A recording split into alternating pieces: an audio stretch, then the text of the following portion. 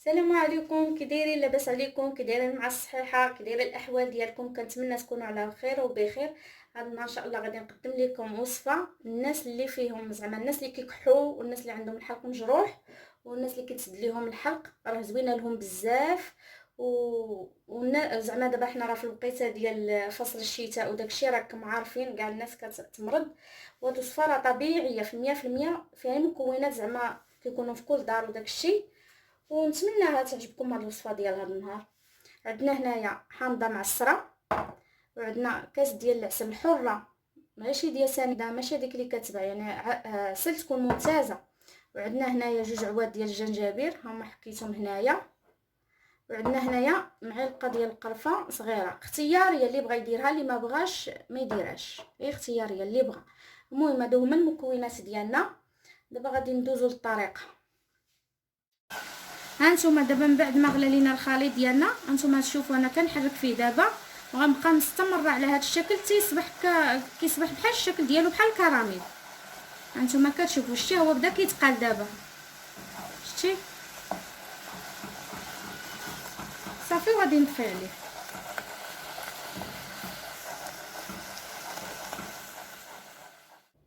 هانتوما شفتوا كيفاش كيجي على هذا الشكل هذا، كيجي بحال الكراميل نيشان.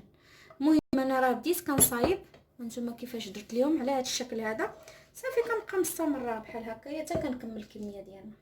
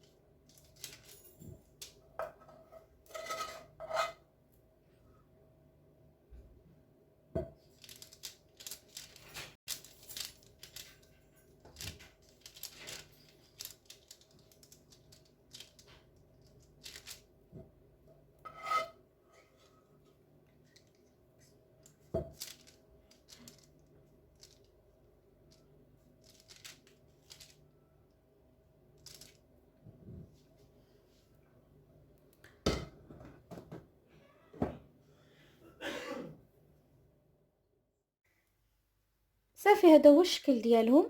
من بعد ما دخلتهم الثلاجه شدوا راسهم واحد شويه وخرجتهم وفندتهم سكر كلاصي، كيصبحوا على هذا الشكل هذا، كيجيو بحال كنينات صغار. كنتمنى الوصفه ديال هذا النهار هذا تنال الاعجاب ديالكم، ولا تنالت الاعجاب ديالكم ما تنساوناش الاشتراك في القناه وملي لايك وتفعلوا الجرس. وشكرا على المشاهده، والى اللقاء الى وصفه اخرى ان شاء الله.